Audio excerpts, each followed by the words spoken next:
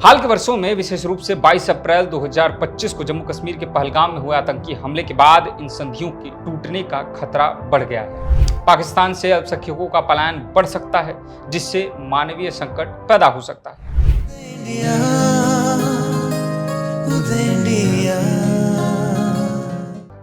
अब पछताए होत का जब चिड़िया चुग गई खेत। यह पंक्तियां पूरी तरीके से पाकिस्तान की हालिया स्थिति को बयां करती हैं।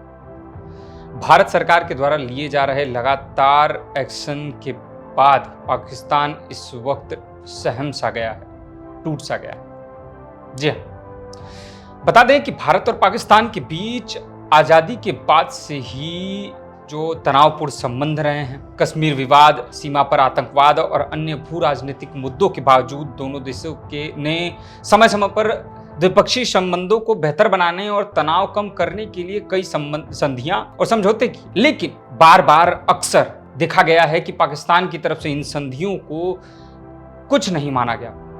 लगातार इन संधियों को तोड़ा गया। ऐसे में एक बार फिर से ऐसा ही कुछ देखने को मिला। जी हाँ, पहलगाम में 22 अप्रैल को आतंकी हमला हुआ, जिसमें 26 निर्दोषों की जान गई। ऐसे में इसके बाद से भारत सरकार लगातार एक्शन में है और पाकिस्तान डर में है।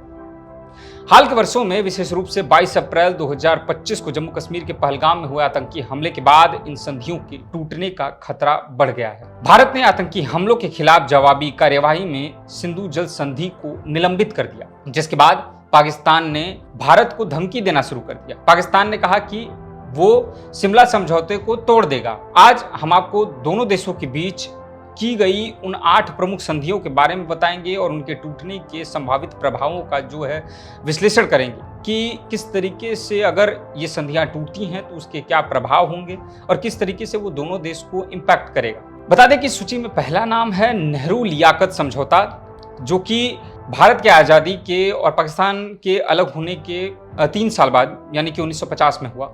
1947 के विभाजन के बाद भारत और पाकिस्तान में सांप्रदायिक हिंसा और बड़े पैमाने पर अल्पसंख्यकों का पलायन हुआ। इस स्थिति को नियंत्रित करने के लिए 8 अप्रैल 1950 को भारत के प्रधानमंत्री जवाहरलाल नेहरू और पाकिस्तान के प्रधानमंत्री लियाकत अली खान ने इस समझौते पर हस्ताक्षर किया। इसके जो प्रमुख प्रावधान थे वह यह है कि दोनों देश अपने अपने क्षेत्रों में अल्पसंख्यकों की सुरक्षा सुनिश्चित करेंगे, शरणार्थियों की संपत्ति और उनके अधिकारों की रक्षा होगी, सांप्रदायिक हिंसा को रोकने के लिए संयुक्त प्रयास किए जाएंगे, जिसका उद्देश्य जो था कि दोनों देशों में अल्पसंख्यकों के लिए शांति और सुरक्षा सुनिश्चित किया जाए। अब अगर यह समझौता टूटता है तो इसके क्या प्रभाव होते हैं उसको बताते हैं। अगर ये समझौता टूटता है तो अल्पसंख्यकों पर हमले और सांप्रदायिक हिंसा बढ़ सकते हैं। खासकर पाकिस्तान में जो हिंदू हैं, सिख हैं, उन समुदायों पे पाकिस्तान की तरफ से अनाप शनाप तरीके से व्यवहार किया जा सकता है। पाकिस्तान से अल्पसंख्यकों का पलायन बढ़ सकता है, जिससे मानवीय संकट पैदा हो सकता है। मानवाधिकार संगठन और अंतर्राष्ट्रीय समुदाय दोनों देशों पर अल्पसंख्यक सुरक्षा के लिए दबाव डाल सकता है पाकिस्तान। अगर हम मौजूदा स्थिति को अगर देखें तो समझौता औपचारिक रूप से लागू है, लेकिन दोनों देश समय समय पर एक दूसरे पर अल्पसंख्यकों की सुरक्षा में विफलता का आरोप लगाते रहे। खासकर पाकिस्तान की तरफ से ये होता रहा। हाल के तनावों ने इस समझौते को कमजोर किया है और इसे अप्रासंगिक माना जा रहा है। इसके बाद आता है सिंधु जल संधि, जिसको हाल में भारत सरकार के द्वारा जो है निरस्त करने की बात की गई है, जिसके बाद से ही पाकिस्तान बौखला उठा है और बयानबाजी कर रहा है, लगातार धमकियां दे रहा है। जी हाँ, 19 सितंबर 1960 को विश्व बैंक की मध्यस्थता में भारत के प्रधानमंत्री जवाहरलाल नेहरू और पाकिस्तान के राष्ट्रपति अयूब खान ने कराची में इस संधि पर हस्ताक्षर किया था। यह संधि सिंधु नदी और इसकी सहायक नदियों यानी कि सतलज, व्यास, रावी, सिंधु, चिनाब, झेलम के जल बंटवारे को नियंत्रित करती है। अगर इसके प्रमुख प्रावधान की बात करें तो पूर्वी नदियां जो हैं, जिसमें सतलज, व्यास, रावी है, वो भारत को इनका पूर्ण नियंत्रण देती है। पश्चिमी नदियां जो हैं जैसे कि सिंधु, चिनाब और झेलम, ये पाकिस्तान को इनका नियंत्रण देती है, लेकिन भारत गैर उपयोग यानी कि जैसे बिजली उत्पादन के लिए इनका उपयोग कर सकता है। कुल जल प्रवाह जो कि 70% पाकिस्तान को है और 30% भारत को मिलता है। अब इस संधि का उद्देश्य जो था कि जल संसाधनों का निष्पक्ष बंटवारा और युद्ध की स्थिति में जल संकट को रोकना। अब अगर ये संधि जो है टूट ही रही है, भारत की तरफ से इसे एक तरीके से मान लिया खारिज कर दिया गया है। पाकिस्तान पर इस संधि का बहुत दुष्प्रभाव होगा। पाकिस्तान की 80% कृषि भूमि और 23% राष्ट्रीय आय जो है सिंधु नदी की प्रणाली पर निर्भर करता है। जल आपूर्ति रुकने के बाद खाद्य उत्पादनों में भारी गिरावट और खाद्य असुरक्षा को जो है वो सीधे तौर पर हो सकती है। लगातार पिछले कुछ सालों में पाकिस्तान में जो है ये देखा गया है कि भुखमरी का जो शिकार है पाकिस्तान वो लगातार होता रहा है।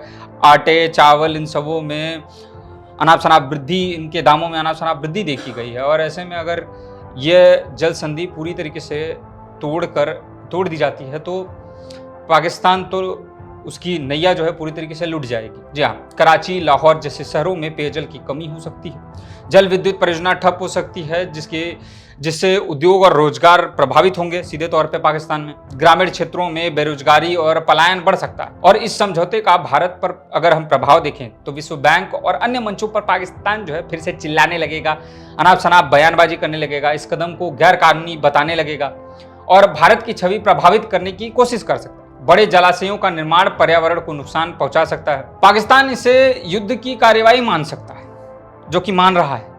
लगातार बॉर्डर पे पाकिस्तान की तरफ से हरकत की जा रही है और पाकिस्तान जो है अपनी सैन्य ताकत भी लगातार जो है बॉर्डर पे बढ़ा रहा है।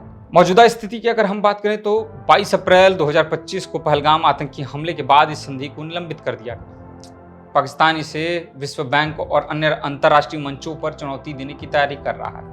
यह कदम दोनों देशों के बीच तनाव और बढ़ा रहा है। इसके बाद आता है शिमला समझौता। जी हाँ, जिसको लेकर पाकिस्तान जो है भारत को धमकी दे रहा है 22 अप्रैल को हुई घटना के बाद से। 1971 के भारत पाक युद्ध के बाद, जिसमें पाकिस्तान के 93,000 सैनिकों ने आत्मसमर्पण किया और बांग्लादेश का निर्माण हुआ। 2 जुलाई 1972 को शिमला में भारत की प्रधानमंत्री इंदिरा गांधी और पाकिस्तान के राष्ट्रपति जुल्फिकार अली भुट्टो ने इस समझौते पर हस्ताक्षर किया था। इसके जो प्रमुख प्रावधान थे कि दोनों देश विवादों को द्विपक्षीय बातचीत से हल करेंगे, तीसरे पक्ष की मध्यस्थता नहीं लेंगे। इसके अलावा युद्ध विराम रेखा को नियंत्रित रेखा जैसे कि LOC में बदला गया, जिसे डिफैक्टो सीमा माना गया। दोनों देश एक दूसरे की क्षेत्रीय अखंडता का सम्मान करेंगे और बल प्रयोग से बचेंगे। उद्देश्य यही था कि शांति जो है वो स्थायी रूप से बनी रहे, द्विपक्षीय संबंधों का सामान्यीकरण होता रहे, लेकिन ऐसा देखने को नहीं मिल रहा। अगर हम टूटने का जो इस संधि है, इसके अगर टूटने का हम संभावित प्रभाव देखें तो पाकिस्तान कश्मीर मुद्दे को संयुक्त राष्ट्र या अन्य अंतर्राष्ट्रीय मंचों पर उठा सकता है, भारत के खिलाफ बयानबाजी करेगा। LOC को डिफैक्टो सीमा न मानने से सीमा पर सैन्य संघर्ष बढ़ सकता है। दोनों परमाणु संपन्न देशों के बीच तनाव बढ़ने से दक्षिण एशिया में अस्थिरता बढ़ सकती है। मौजूदा स्थिति की अगर हम बात करें तो पाकिस्तान ने पहलगाम हमले के बाद भारत द्वारा सिंधु जल संधि निलंबन के जवाब में शिमला समझौता तोड़ने की धमकी दी है। यह समझौता पहले भी कारगिल युद्ध 1999 और मुंबई हमले 2008 जैसी घटनाओं के कारण कमजोर हो चुका है। इसके बाद चौथे नंबर पर आता है धार्मिक स्थलों की यात्रा पर जो प्रोटोकॉल लगाया गया ये 1974 में हुआ था, 14 सितंबर। दोनों देशों ने धार्मिक तीर्थयात्रियों की यात्रा को सुगम बनाने के लिए इस प्रोटोकॉल पर हस्ताक्षर किया था। इसके प्रमुख प्रावधान यह थे कि भारतीय सिख तीर्थयात्री पाकिस्तान में ननकाना साहिब जैसे गुरुद्वारों की यात्रा कर सकते हैं। पाकिस्तानी नागरिक भारत में हजरत निजामुद्दीन औलिया और अजमेर शरीफ जैसे धार्मिक स्थलों की यात्रा कर सकते हैं। इसके अलावा यात्रा के लिए वीजा और सुरक्षा व्यवस्था सुनिश्चित की जाती रही है। इसका उद्देश्य यह है कि दोनों देशों के बीच सांस्कृतिक और धार्मिक आदान प्रदान को बढ़ावा दिया जाए। लेकिन अगर यह टूटता है तो इसके जो प्रभाव होंगे वो क्या होता है, वो यह होगा कि तीर्थयात्रियों की यात्रा रुकने से दोनों देशों में धार्मिक समुदायों में असंतोष बढ़ सकता है। सिख और मुस्लिम तीर्थयात्रियों के लिए महत्वपूर्ण धार्मिक स्थलों तक पहुंच बंद हो सकती है। यह प्रोटोकॉल दोनों देशों के बीच सीमित सकारात्मक संपर्क का प्रतीक है। इसका टूटना संबंधों को और भी ज्यादा खराब कर सकता है। 5वें नंबर पर है परमाणु प्रतिष्ठानों की जानकारी का समझौता। यह 1988 में किया गया 31 दिसंबर को। 27 जनवरी 1991 को यह पूरी तरीके से जो है समझौता प्रभावी हुआ। दोनों देशों ने परमाणु हथियारों के बढ़ते खतरे को देखते हुए इस पर सहमति जताई। इसके अंदर जो प्रमुख प्रावधान थे वो ये थे कि दोनों देश प्रत्येक वर्ष 1 जनवरी को अपने परमाणु प्रतिष्ठानों की सूची साझा करेंगे।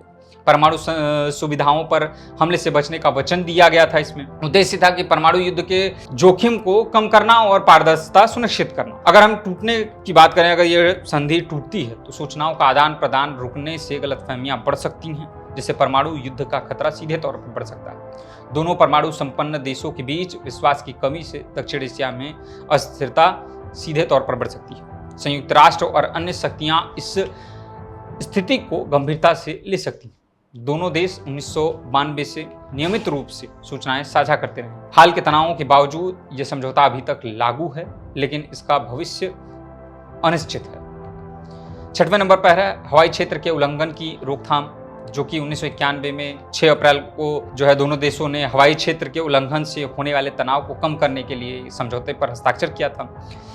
इसके अंदर जो प्रमुख प्रावधान थे कि युद्धक विमान सीमा के 10 किलोमीटर के दायरे में उड़ान नहीं भरेंगे।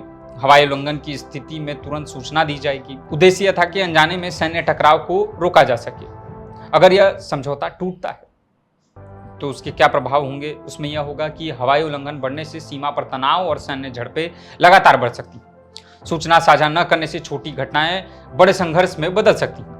दोनों देशों को अपनी वायु रक्षा प्रणालियों को और सक्रिय करना पड़ सकता है। यह समझौता औपचारिक रूप से लागू है, लेकिन हाल के तनाव इसे और कमजोर कर सकते हैं। 7वें नंबर पर है लाहौर घोषणा, जो कि 1999 में हुआ। जी हाँ, 1998 में दोनों देशों के परमाणु परीक्षणों के बाद तनाव कम करने के लिए 21 फरवरी 1999 को भारत के प्रधानमंत्री अटल बिहारी वाजपेयी और पाकिस्तान के प्रधानमंत्री नवाज शरीफ ने लाहौर में इस घोषणा पर हस्ताक्षर किया, जिसके अंदर जो प्रावधान थे कि परमाणु हथियारों के उपयोग से बचने और विश्वास निर्माण उपायों को बढ़ावा दिया जा सके और इसमें वचन दिया जा सके।